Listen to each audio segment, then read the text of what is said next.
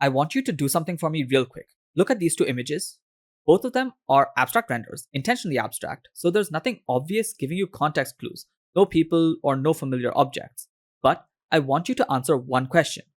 Which of these makes you feel like it's a render of something microscopic like cells or particles or just tiny crystal structures? And which one makes you feel like it's a render of something massive like a megastructure or a giant alien architecture? Take a second and actually think about it. Okay, I'm willing to bet that most of you said the one on the right is the large megastructure and the one on the left is the microscopic render. However, you would have noticed that they're literally the exact same object with the same materials, lighting, and everything completely identical. The only difference between the two images is the depth of field. That's it. And the fact that you could instantly, subconsciously assign a scale to both of them without any other information tells you something really important. Depth of field is not just a cinematic look checkbox. It's actually communicating information to your viewer. It's telling them how big something is. It's telling them where to look. And it's telling them what kind of world they're in. So when you use it wrong, and a lot of beginner artists do, it doesn't just look off. It quietly tells the viewer that this person might not know what they're doing. They won't know exactly why it feels wrong, but they will feel it. So today, we're going to fix that. We're going to go through what depth of field actually is, why it happens physically, and then exactly how to control it, so you can use it with intention, not just throw it on because it looks cool. So let's get into it. Alright, so before we can understand depth of field, we need to understand how a camera actually works. The camera, whether it's a real camera or Blender's virtual camera, has three fundamental components. You have a sensor, and that's what captures the image. And in digital cameras, it's generally a CMOS chip. And in film cameras, it's the film. Think of it as the canvas where the final image is painted. Then you have the lens. The lens is a curved piece of glass, which I'm sure all of you studied in high school. And in Blender, it's just a mathematical equivalent. The entire job is to take the light rays coming in and bend them, redirecting them so that they converge onto the sensor. And then you have the aperture. We'll come back to this one in detail later, but for now, just know that it's the hole through which the light enters the camera. The size of the hole matters a lot, and it's controlled by something called the iris. Now here's where focal length comes in. Imagine an object is at infinity, far away. Like practically speaking, something like a star. The light coming in from those objects that are very far away are essentially going to be parallel by the time they reach your lens. They're traveling in straight lines side by side. When these parallel rays hit your lens, the lens bends them and they converge at a specific point on the other side. That point is called the focal point, and the distance from the lens to that focal point, that distance is called the focal length. So the focal length is a property of the lens itself. It can't really change. A 50mm lens means that parallel rays will converge 50 millimeters behind the lens, and a 100mm lens means they converge at 100mm. Most objects that you're actually photographing or rendering are not at infinity, they're right in front of you. And when an object is closer, the light rays coming from that object are actually diverging. That means they're spreading outward and they're no longer parallel. And now these diverging rays, after passing through the lens, don't converge at the focal point anymore. They converge further back, past where the sensor is. So the image appears to be blurry. To fix this, that is, to get a sharp image of something that's not at infinity, you have to move the lens slightly forward, away from the sensor. This shifts the convergence point back onto the sensor, and now you have a sharp image. And this is a really important idea, because what this means is that given any lens position, there is one specific distance in front of the camera where the objects are perfectly sharp. Everything else in front or behind that distance is not converging exactly on the sensor, and that means it's going to be slightly blurry. That distance, that perfectly sharp slice of the world, is what we call the plane of focus. Everything in your scene exists in relation to this plane, and depth of field is basically how thick or thin that plane is, how much of your scene falls within that sharp zone. Okay, so now let's go one level deeper. Because to really understand depth of field, you need to understand what's actually happening with the light. In reality, every point on every surface in your scene is scattering light in almost every direction. Like every single point is basically a tiny light source bouncing light everywhere, and your lens is collecting some of those rays. Now that's a lot to keep track of, so let's simplify. We're going to just pick two rays. These two rays hit the outermost edges of the lens. These are the rays that matter the most for understanding depth of field. So these two rays enter the lens, get bent, then converge on the other side. If this object is exactly at the plane of focus, they converge right on the sensor. Sharp dot, perfect pixel. But what if the object is slightly in front of the plane of focus or slightly behind? The rays still converge, but they converge either before or after the sensor plane. So by the time they hit the sensor, they're not a sharp dot anymore. They've spread back out into a small circle. We call this circle as the circle of confusion, and the larger that circle is, the blurrier the point appears. Now, here's the key insight that I want you to hold on to. Between the lens and the point where rays converge, you get a cone shape. And on the other side of that convergence point, another cone opens back up. The sensor is cutting through one of these cones, and depending on where in the cone the sensor intersects, you get a larger or smaller circle. But our eyes and brains aren't perfect.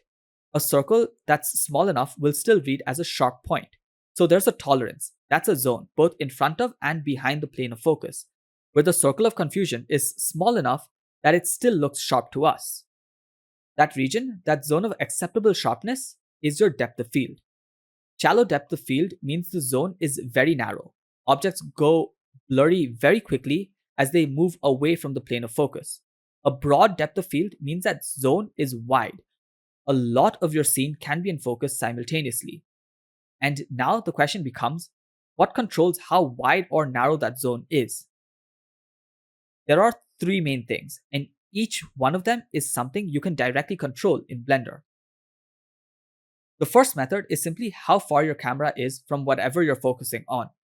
Think about those two rays again, one hitting the edges of the lens. When your subject is close to the camera, those rays are spreading outward at a steep angle. The cone formed on both sides of the focus plane is wide, and that means the sensor only has to move a tiny bit outside the focus zone before the circle of confusion becomes too large. So the depth of field is shallow. Things go blurry very fast. Now push the subject far away. The rays coming from it are almost parallel now, almost like that infinity example from earlier. The cone is very narrow. Now, even if something is significantly in front or behind the focus plane, the circle of confusion stays small. That means the depth of field is now broad. Things stay sharp across a wide range of distance. And now, this is where microscopic versus megastructure things start to make sense on a physics level. When you're shooting something microscopic, a cell, a tiny object, or a particle, your camera has to be extremely close to even see it. So the angles become steep and the depth of field becomes razor thin. Things blur out instantly. When you're shooting something massive, a building, a megastructure, a landscape, you have to pull the camera way back to fit it in frame. The subject is far, so the angles are shallow, which means the depth of field is deep, and most of the scenes stay in focus. This isn't a choice you're making. This is physics. This is what actually happens in the real world. So when a Blender artist puts a massive spaceship in their scene and then cranks up the depth of field to make everything blurry, your subconscious sees that. It reads, this object should be far away, but the blur says it's close. And that's a contradiction. That's what makes the render feel off.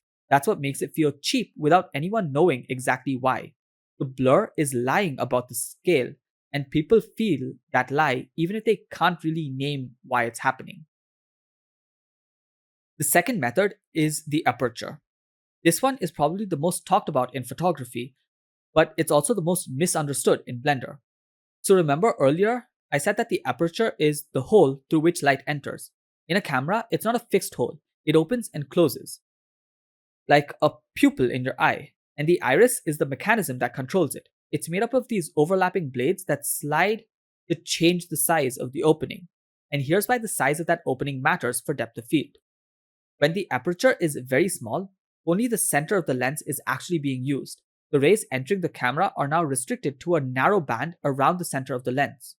Remember those two edge rays we were tracking? They don't exist anymore because the edges of the lens are blocked. A smaller opening means the rays that do make it through are closer together.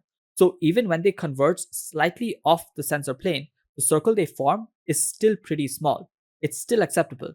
So the depth of field becomes broad. Open the aperture all the way, and now the rays that are coming through the entire surface of the lens. Now, when the subject is slightly out of focus, the circle of confusion is much larger, much more blur, hence it's a shallow depth of field. So bigger aperture implies a shallow depth of field, and a smaller aperture implies a deeper depth of field. Now in photography, aperture is measured by something called the f-stops. And this notation is a little counterintuitive at first. A small f-stop, a number like f by 1.4 or f by 2, means a large aperture opening, lots of blur potential. A large f-stop number like f by 11 or f by 16 means a small aperture opening. More of the scene is in focus. Think of it this way. The f-stop is essentially a fraction. F by 2 means the aperture diameter is half the focal length. F by 16 means it's 1 by 16th of the actual lens. So a bigger denominator means a smaller hole. Once that clicks, it's simple, but yeah, the naming is backward from what you'd expect. In Blender, you can see this directly. If you go into your camera settings and change the aperture value, you'll see the depth of field effect change in real time. Lower the number and your background starts to blur. Raise it and things come back into focus. Here's a small thing that nobody talks about, but it makes a massive difference in how cinematic your render looks. The iris in a real camera is made up of physical blades, and those blades aren't perfectly circular. So the aperture opening that they create isn't a perfect circle either, it's a polygon. And this shape directly determines how the shape of your blur looks, which is called your bokeh effect. A camera with 5 blades creates a pentagonal bokeh. 6 blades gives you a hexagonal bokeh. A high number of blades starts getting closer to a circle. And each one has a completely different visual character. In Blender, most people leave it at the default, but if you want that real cinematic feel, I would say 6 blades or 8 blades would give you that look that you see in high-end cinematic lenses. And you can change this manually in the camera settings. It's a tiny change that generally transforms the quality or the feeling of your render. The third method is changing the focal length of the camera itself. Now remember, the focal length is a property of the lens. It determines where parallel rays converge, but it also changes the geometry of how your entire camera system works. A longer focal length means that the sensor needs to be further from the lens to capture the image correctly. And as that distance increases, the angle of light cones inside the camera becomes more compressed. The system becomes more sensitive to small positional differences. The depth of field becomes shallower. A shorter focal length has the sensor closer. The geometry is more relaxed and the depth of field is much broader. This is why a 24mm wide angle lens gives you a lot in focus, while a 200mm telephoto lens gives you that dreamy isolated subject look with the background completely melted away. And in Blender, this is actually really useful for stylized renders. Say you've built a massive scene, a huge spaceship interior, a giant environment, and you want a dramatic shallow depth of field look. But because the subject is far away, the physics just won't give it to you with the aperture alone. You can try increasing the focal length of your camera, push it to 85, 135, or even higher, and this will compress the scene and give you a shallower depth of field effect, while also changing the composition in an interesting way. It's a legitimate cinematic technique used in real films all the time. You can see it here. The same scene, same aperture, same focus distance. Just changing the focal length completely changes how much blur we get. Combine this with aperture control and subject distance, and you have full precise control over your depth of field. So let's bring it all back. Depth of field is not just a filter you add to make things look cinematic. It's a communication tool. It tells the viewer how big something is. It tells the viewer what's important. It tells them what kind of world they're looking at. Get it right, and it elevates everything. Get it wrong, and even if the viewer doesn't know why, they feel that something is off. The 3 levers you have are distance to subject, aperture, and focal length. Each one affects depth of field in a different way and for different reasons. And now you actually understand why, not just what settings to change. I hope this video helped you understand when to use depth of field and how much to use it. Most people right now are thinking that AI can make all of this for them, so they don't need to know any of the basics. But at the end of the day, they still need to write that prompt. They need to know whether they want depth of field and how they want to use it to tell their story. Basics like this change the way the subconscious processes what they see. So you need to know what type of story you want to tell and how you want to show it, even if you're going to prompt an AI to make it. So I'll be releasing a lot more deep dives on these concepts, things that will make sure you stay relevant in these fast changing times. So until those next videos come out, thank you so much for watching, keep creating, and don't forget to stay creative.